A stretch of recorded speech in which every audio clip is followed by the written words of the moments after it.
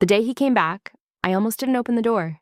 It had been 10 years, 10 quiet, stitched-together years since he walked out of my life with a suitcase and a promise he never intended to keep. I had rebuilt myself from that wreckage. New apartment, new job, new rules about love. And then the knock came. 3 short taps. Familiar, controlled. I remember thinking it had to be a delivery driver, or maybe my neighbor, anyone but him. But when I opened the door, there he was, Ethan Cole, older, thinner, lines carved into his face like time had punished him. And standing beside him was a little girl with dark hair and wide, cautious eyes. My eyes. She was maybe 9, maybe 10. She clutched a pink backpack and stared up at me like she was studying something important. Ethan didn't say hello. He said, "Claire, this is Lily." My stomach dropped. Lily. The name felt like a punch to the ribs. We had once talked about naming our future daughter Lily, late at night, before everything fell apart, before the betrayal, before I learned that love doesn't always mean loyalty. I couldn't speak. The little girl tilted her head slightly, the way I do when I'm confused, and then she smiled. I swear my knees almost gave out, because when she smiled, she looked exactly like me. Not vaguely, not coincidentally.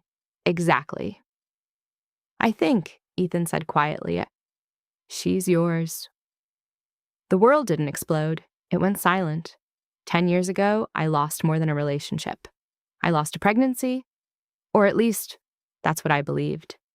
He had told me it was gone. He told me I was too stressed, that it wasn't meant to be, that sometimes nature decides for you, and I believed him. I stepped back without realizing it. The little girl walked forward slowly, as if approaching something fragile. "Hi," she said softly. "My dad says you're important." Important. I looked at Ethan. He couldn't meet my eyes, and that's when I knew. This wasn't a coincidence. This was a reckoning, and whatever truth he had buried 10 years ago had just come back to my doorstep with my face. 10 years earlier, Ethan and I were the kind of couple people envied. We met in grad school, fell in love fast, moved into a tiny apartment that smelled like coffee and ambition. We were broke, but we were certain we'd build something solid. When I found out I was pregnant, Ethan cried. He picked me up and spun me around the kitchen like we'd just won the lottery. We started planning immediately. We argued over baby names, painted the spare room a soft gray. Lily was his suggestion. "She'll be fierce," he said, grinning, "like you." But somewhere around the 4th month, things shifted. Ethan started working late, avoiding eye contact, snapping over small things. I blamed hormones, stress, fear. Then one afternoon, he came home pale and distant. "There were complications," he said.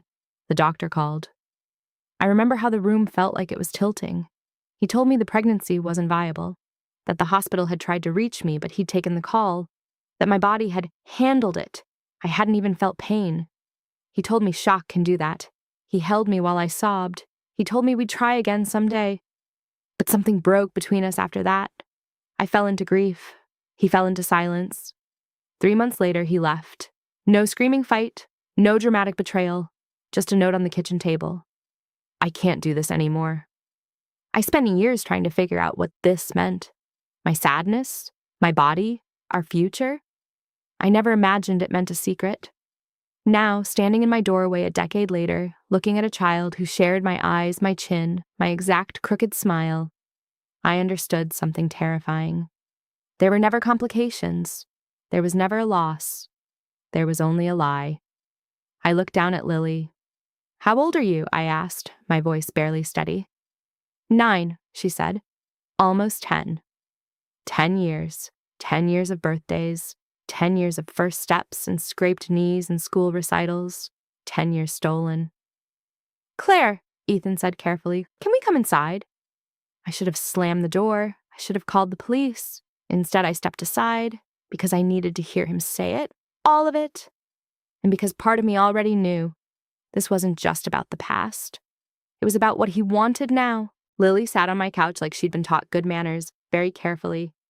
Back straight, hands folded in her lap. Ethan stood near the window, not sitting, not relaxing, like he didn't deserve to. "Start talking," I said. His voice cracked when he began. The doctor never called him. There were no complications. The pregnancy had been healthy. He panicked. He said he wasn't ready, said he felt trapped, said fatherhood made everything suddenly real and terrifying. So he made a decision.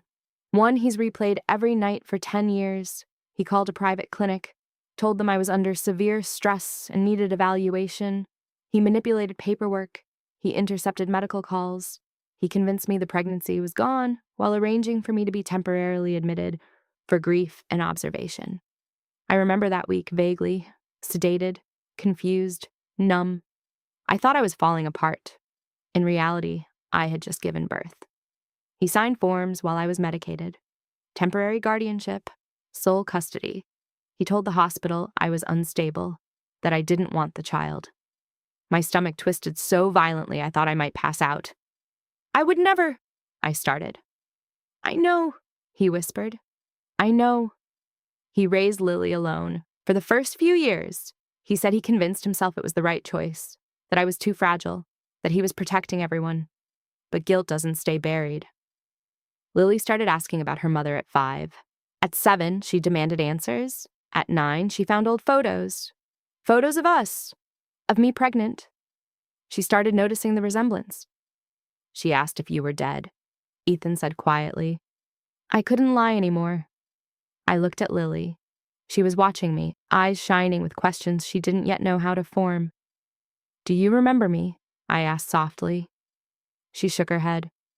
I have dreams, she said carefully, about someone singing. My throat closed. I used to sing to my belly every night. Same song, every time.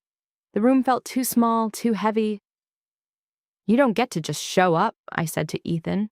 You don't get to drop this on me like it's a gift. I know, he said. I'm not asking for forgiveness. Then what are you asking for? He swallowed. For her to know you. Not for himself, for her.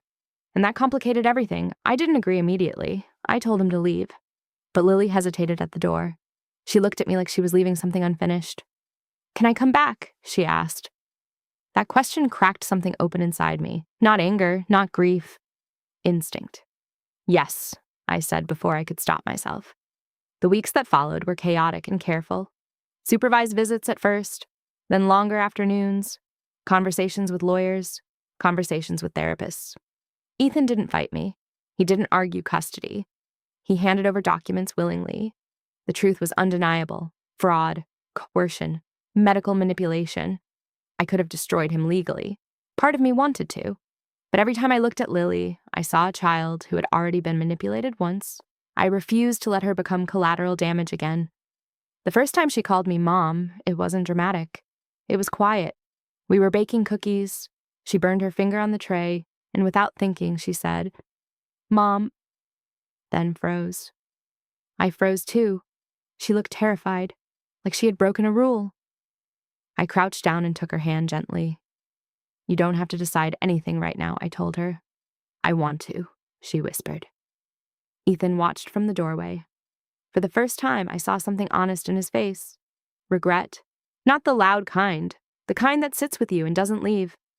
One evening, after Lily went to bed in my guest room, soon to be her room, I finally confronted him fully. You didn't just lie, I said. You erased me. He nodded. I was a coward. Yes, I said. You were. And I've been paying for it ever since. That wasn't my burden to carry, but it was my decision what happened next. It's been 2 years now. Lily lives with me most of the week. We're still learning each other. She loves astronomy, hates broccoli, laughs too loud at her own jokes. She still spends time with Ethan. He shows up to school plays, soccer games, parent-teacher conferences. But he doesn't control the narrative anymore. The court stripped him of sole custody. He accepted it without protest. Sometimes I look at him and feel a flicker of what we once were. Then I remember the hospital room, the sedation, the silence. Love doesn't excuse theft, but Lily does not deserve to carry our anger. One night recently, she asked me something that stopped me cold. Are you mad I lived with Dad first? I pulled her into my arms. No, I said. I'm mad time moved without me. She thought about that for a moment. Time moves for everyone, she said wisely. And she's right. I can't reclaim her first steps. I can't get back 10 birthdays. But I have today. I have tomorrow, and I have a daughter who looks exactly like me when she smiles. The night Ethan came back, I thought my world was breaking open. In a way, it was. But not everything that breaks is destroyed. Some things finally come back together, and sometimes the truth doesn't arrive to ruin you. It arrives to return what was always yours.